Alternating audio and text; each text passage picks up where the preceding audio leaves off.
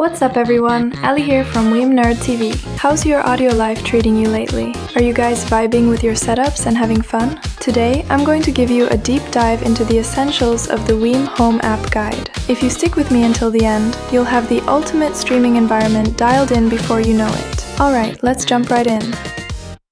Step 1. Navigating the device screen. The current WiiM app is incredibly user-friendly, as it provides clear overviews and help guides for every single feature. However, as more and more functions are added, it's easy for beginners to feel a little bit lost. That's why I'm going to break everything down for you step by step and as clearly as possible.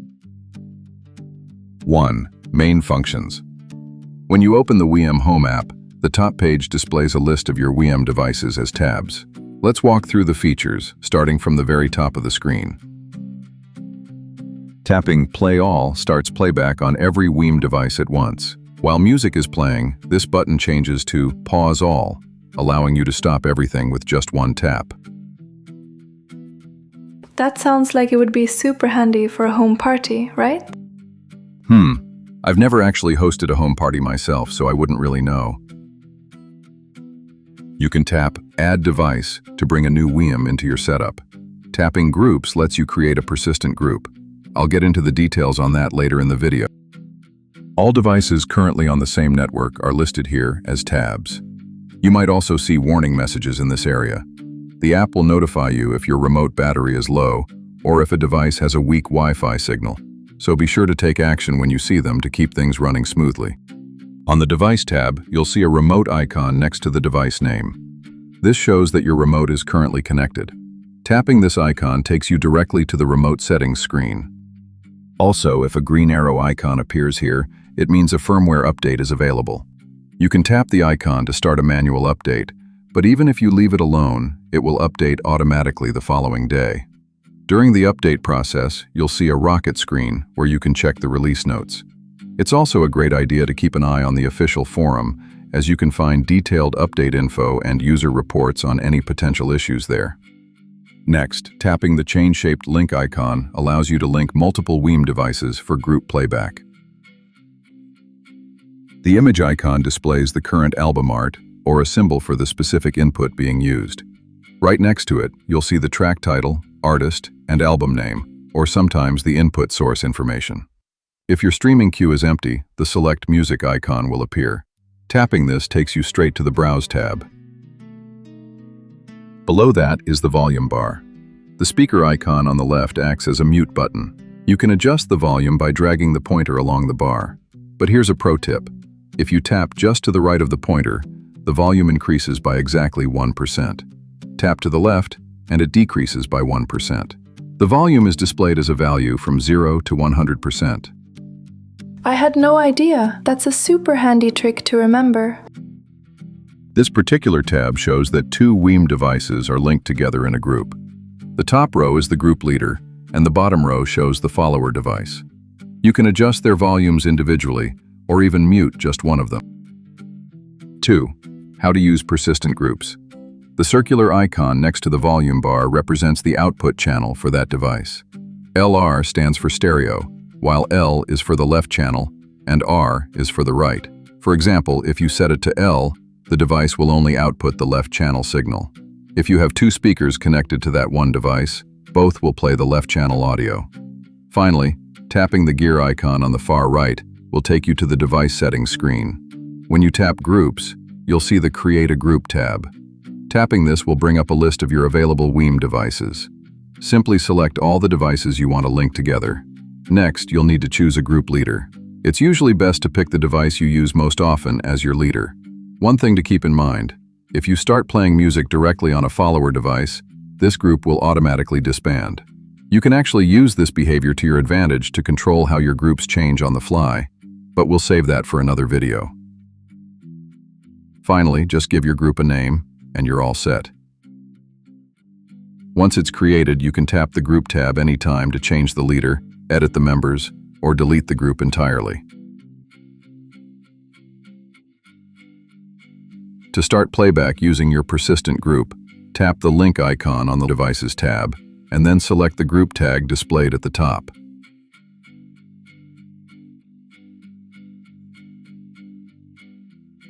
When you head back to the Devices screen, you'll see your multiple devices merged into a single Group tab, where you can easily control them all at once. Here's a great tip for Spotify users. This persistent group will show up directly in your Spotify Connect device list. Just tap it, and automatic group playback starts instantly. For other music services using casting, you'll need to set up the group in the WiiM app first and connect to the leader device. Spotify sounds so handy for this. Oops! I almost forgot one more important thing. In the Devices screen, you might see an offline WiiM device looking like this. This status indicates that the device is either completely powered down or is no longer connected to your network. If this shows up unexpectedly, don't panic. First, double-check that your WiiM device is firmly plugged into the power cable. If that doesn't fix it, try restarting your router. Step 2. How to use device settings. 1. Basic functions. Go ahead and tap that gear icon to jump into the settings screen. This is the command center where you control every single aspect of your device. Tapping Rename lets you change your device's name to whatever you like. You can choose from the recommended name list or type it. Then tap the Save button when you're finished.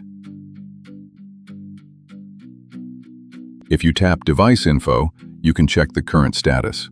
Make sure to double-check that the audio prompt language is set to your specific country. You can use Check for Update to manually look for new firmware. However, since WiiM handles updates automatically, you won't usually need to touch this. Wait, I've got some breaking news! The latest beta firmware for the Ultra now includes an automatic updates toggle. This means you can finally choose to stop updates from happening automatically. Exactly. They're rolling out new features so fast these days, it's becoming a real challenge just to keep up with all the explanations. Tap Reboot if you ever need to restart the device. If it starts acting a bit glitchy, a reboot is the first thing you should try. My personal recommendation? Unplug the power cable, wait a few moments, and then plug it back in. You'll be surprised how many minor issues that simple trick can fix. Restore factory settings will completely reset the device. Just a heads up, this will wipe all your saved data, so use it with caution. By tapping Join Beta Testing, you can install available beta firmware and try out brand new features before anyone else. You can support the WiiM team's development by giving them feedback on bugs, issues, or even your own suggestions. It's super easy to get started. Just tap the Upgrade button for the beta version you're interested in, and it'll install right away.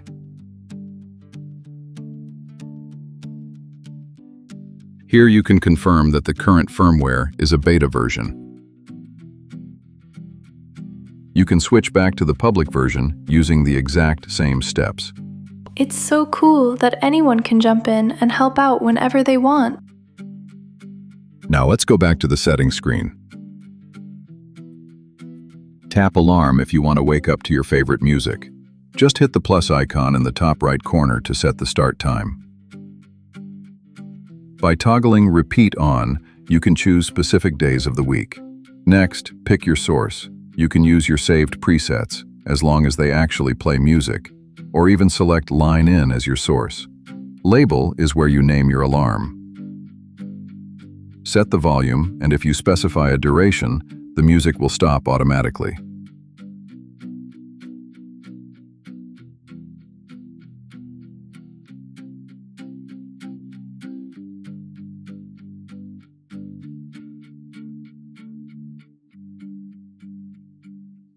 If you don't need an alarm anymore, you can delete it in the edit screen or simply toggle it off in the list.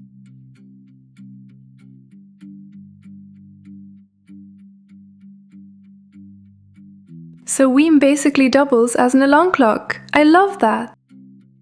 Tapping Presets takes you to the management screen for the super handy Smart Presets feature. We're planning a deep dive into Smart Presets in another video, so I'll just give you the gist for now. By tapping the three-dot icon on the Now Playing screen, you can save the current album, playlist, or radio station as a preset. You can then launch it instantly from the WiiM app or your remote. It's so convenient to have your go-to music ready with just one click. Also, if you tap the three-dot icon on an empty preset, You can customize it for specific actions. For example, you can create a preset that just changes the volume, switches inputs/outputs, or even swaps your EQ settings. And don't forget to hit the Save button in the top right after you're done. If you need to edit an existing preset, just tap that same three-dot icon. Now let's go back to the settings screen. Network status shows your current Wi-Fi or Ethernet connection. Here you can switch access points, manage IP settings, or select specific mesh network nodes. There are plenty of options, but for most people, the default settings work perfectly. Tapping standby mode lets you adjust how long the device stays active before going to sleep. Unless you have a specific reason to change it, the default value is usually just fine. Under remote, you can check your remote's battery level or adjust the volume step. The default is set to 1, but if you change it to 2, the volume will jump by 2% with every click of the remote's volume button. You can go all the way up to 5. For someone as impatient as me, 5 might be the perfect setting. One last thing, if your remote's name isn't showing up here, it means it hasn't been paired yet. Just tap the screen to start the pairing process. Keep in mind that the remote's firmware will automatically update during the pairing. 2. Screen settings. This section, Screen Settings, is exclusive to devices with built-in displays, such as the WiiM Ultra. Toggling Screen Display on activates the screen, while turning it off keeps it dark. If you have it set to off but enable Wake on Playback updates, the screen will temporarily wake up whenever you use the remote or interact with the device. However, even if you set it to off, the screen will light up if you tap it or adjust the volume. You cannot turn it off completely. When adaptive brightness is enabled, the screen's intensity automatically adjusts to match the lighting in your room. Of course, you can still manually fine-tune the luminosity using the Screen Brightness slider. In Standby Screen Wallpaper, you can personalize your clock faces and backgrounds. By tapping the gear icon next to Wallpaper Display, you can add or edit your images. You can even select multiple photos to create a custom slideshow. There are several different clock styles available to match your taste.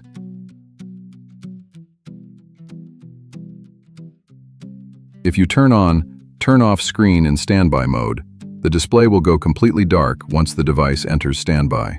If you'd prefer to keep a clock visible while you're not listening, you should keep this setting off. Under Playback Screen, you can assign different layouts for each specific input. Use the tags at the top to switch between sources and pick the look you like best.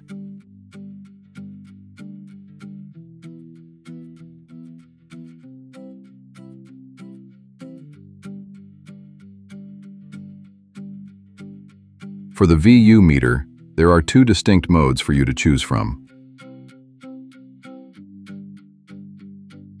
Finally, turning on 24-hour clock will switch the time format to 24-hour mode.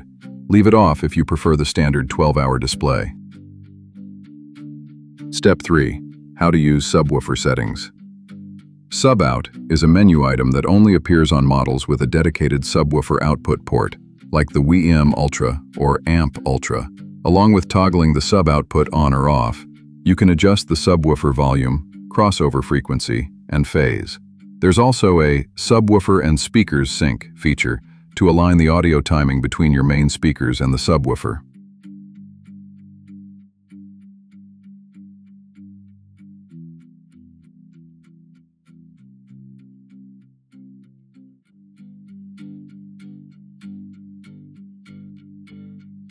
Subwoofer bypass mode is a setting that disables only the subwoofer's low-pass filter, allowing it to output a full-range signal.